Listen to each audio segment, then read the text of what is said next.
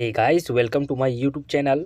सो दोस्तों, आज मैं इस वीडियो में आपको वन लाइनर प्रश्न देने वाला हूं जो सभी कॉम्पिटिटिव एग्जाम के लिए बहुत ही ज़्यादा इंपॉर्टेंट है। तो बने रहें मेरा इस यूट्यूब चैनल में। अगर आपको वीडियो पसंद आएगी तो लाइक एंड सब्सक्राइब करना ना भूलें।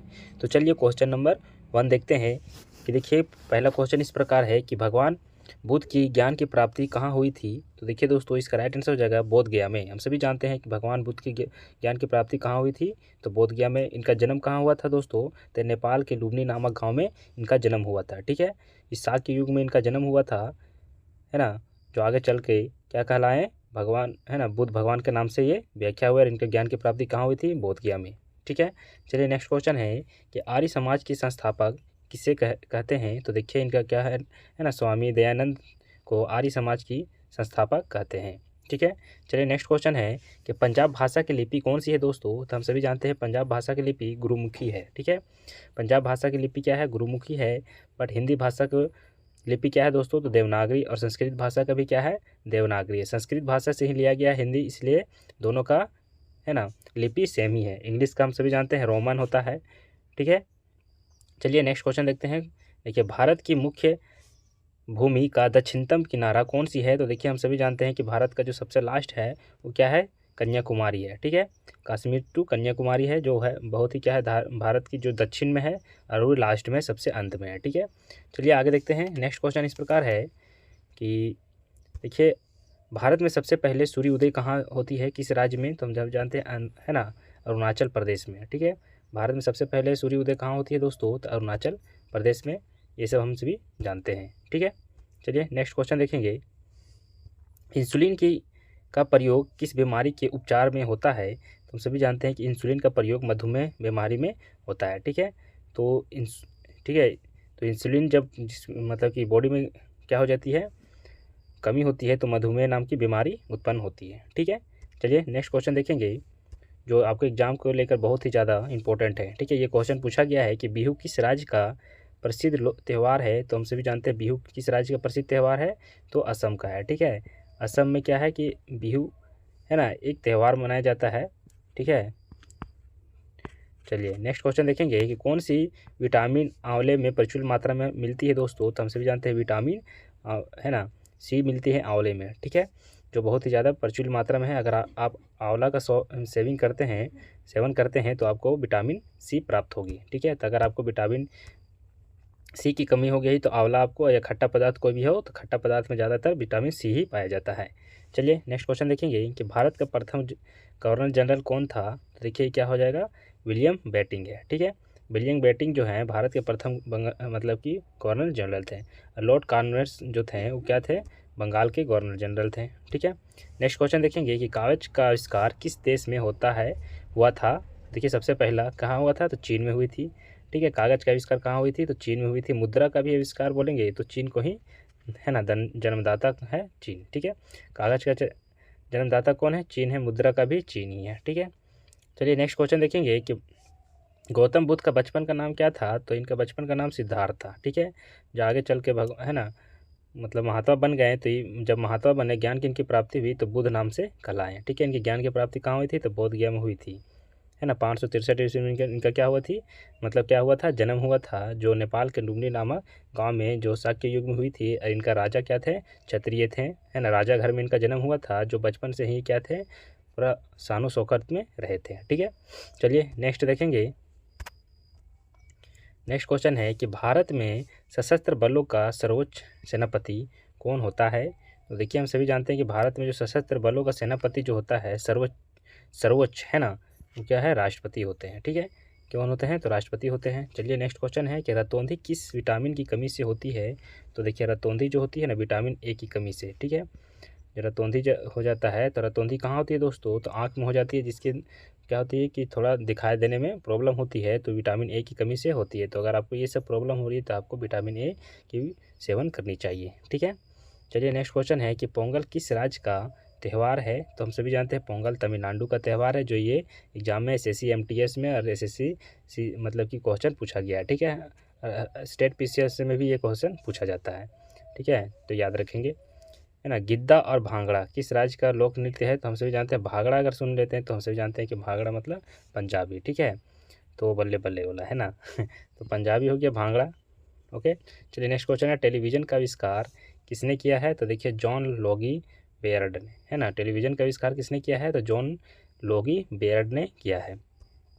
चलिए और भी देखेंगे। नेक्स्ट क्वेश्चन है कि भारत की पहली महिला शासिका कौन थी? तो हम सभी जानते हैं रजिया सुल्तान जो थी मतलब कि किसके उत्तराधिकारी बनी थी? तो इल्तुतमिश की। इल्तुतमिश के 4 बेटा था, बस सभी नकारा था, इसलिए इल्तुतमिश को, अपना बेटी को, रजिया को, जो बहुत ज़्यादा अपने पिता का फर्ज अदा करती थी, मानती थी, इस कारण से इल्तुतमिश ने रजिया सुल्तान को अपना, है ना, उत्तराधिकारी घोषित किया था। इसके रिगार्डिंग क्या हुई थी कि चारों भाइयों ने रजिया सुल्तान को मरवा दिया गया। ठीक है, तो आप देखेंगे हिस्ट्री जाकर तो रजिया सुल्तान के बारे में, है ना, जब आप पढ़ोगे, ठीक है, दिल्ली सल्तनत पढ़ोगे तो उसमें आपको जाकर देखने को मिल जाएगा रजिया सुल्तान के, है ना।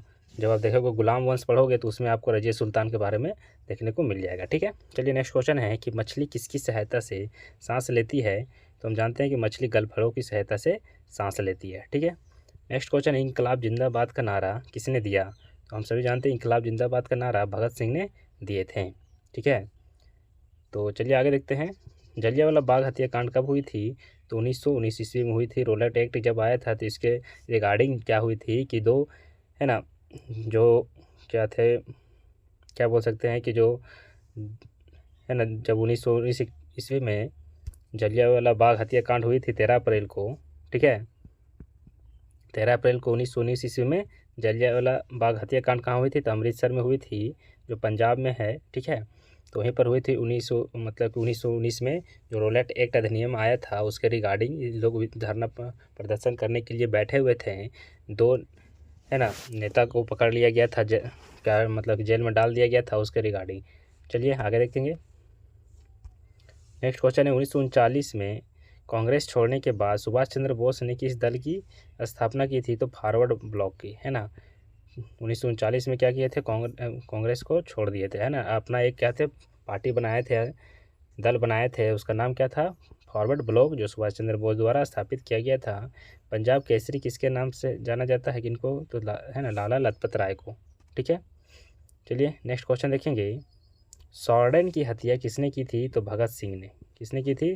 भगत सिंह ने सॉर्डन की हत्या की थी। इसके रिगार्डिंग भगत सिंह को क्या कर दिया गया था? फांसी की सज़ा सुनाया गया था। ठीक है, नेक्स्ट क्वेश्चन है कि 57 की क्रांति में 1857 के विद्रोह में किसने अपना बलिदान सबसे पहले दिया था? तो मंगल पांडे ने दिए थे। ठीक है, मंगल पांडे ने सबसे पहले अपना बलिदान दिए थे 1857 की क्रांति में, और सबसे पहला, है ना, शहीद होने वाले मंगल पांडे ही, है ना, माना जाता है। ठीक है, नेक्स्ट क्वेश्चन है कि भारत की पहली महिला राज्यपाल कौन थी? तो सभी जानते हैं सरोजिनी नायडू जो थी भारत की पहली महिला थी। ठीक है, जो इनको क्या कहता था, कोकिला भी कहा जाता था, भारत के कोकिला भी। ठीक है, नाइटिंगेल, है ना। चलिए नेक्स्ट क्वेश्चन है कि माउंट एवरेस्ट पर 2 बार चढ़ने वाली पहली महिला कौन थी? तो संतोष यादव। संतोष यादव क्या थी? 2 बार भारत मतलब कि माउंट एवरेस्ट पर चढ़ी है। ठीक है, ब्राह्मण समाज की स्थापना किसके द्वारा किया गया था? तो राजा राम मोहन राय द्वारा। ठीक है, तो इनको समाज सुधारक भी माना जाता है ना। नेक्स्ट क्वेश्चन है कि स्वामी दयानंद सरस्वती का मूल नाम क्या था? तो मूल शंकर। ठीक है ना। तो सरस्वती दयानंद का मूल नाम क्या था? तो मूल शंकर ने। ठीक है, वेदों की ओर लौटो का नारा किसने दिया था? तो देखिए क्या है, दयानंद सरस्वती ने ही वेदों के और योर लौटो, ठीक है, इसका नारा दिए थे। ठीक है, चलिए नेक्स्ट क्वेश्चन है, रामकृष्ण की स्थापना किसने की थी? तो देखिए स्वामी विवेकानंद ने की थी। ठीक है, रामकृष्ण जो थे, है ना, मतलब मिशन की स्थापना किसके द्वारा किया गया था? तो स्वामी विवेकानंद के द्वारा किया गया था। चलिए नेक्स्ट क्वेश्चन है कि वास्को डी गामा भारत कब आया था? तो हम सभी जानते हैं कि, है ना, 1498 ईस्वी में वास्को डी गामा भारत आया था, कालीकट में। ठीक है, गुजरात है ना। वास्को डी गामा कहाँ का रहने वाला था? तो ये पुर्तगाल के रहने वाला था। ठीक है, हवा महल कहाँ है? तो जयपुर में है। सिख धर्म का संस्थापक किस गुरु को माना जाता है? तो गुरु नानक देव को। ठीक है, चलो आगे देखते हैं। देखिए सिखों का प्रमुख त्यौहार कौन सी होती है? तो देखिए क्या है, बैसाखी, है ना। बैसाखी क्या है? सिखों का प्रमुख त्यौहार है। नेक्स्ट क्वेश्चन है कि लौह पुरुष किस महापुरुष को कहा जाता है? तो सरदार वल्लभ भाई पटेल को लौह पुरुष कहा जाता है। ठीक है, इन्हीं के नाम पे सबसे बड़ा इमारत बनाया गया है, स्टैचू ऑफ यूनिटी, जो है ना दुनिया का सबसे बड़ा मूर्ति है, स्टेचू है। ठीक है, नेक्स्ट क्वेश्चन है कि नेताजी किस महापुरुष को कहा जाता था? सुभाष चंद्र बोस को, जिनका जन्म कब हुई थी? तो 1888 ईस्वी में हुई थी, है ना। 23 जनवरी 1888 ईस्वी में सुभाष चंद्र बोस की जन्म हुई थी। नेक्स्ट क्वेश्चन है दिल्ली स्थित लाल बहादुर शास्त्री की समाधि का क्या नाम है? तो देखिए विजय घाट के नाम से व्याख्यात है, दिल्ली स्थित, है ना। महाभारत के रचयिता कौन है? तो महर्षि है ना, वेद व्यास है।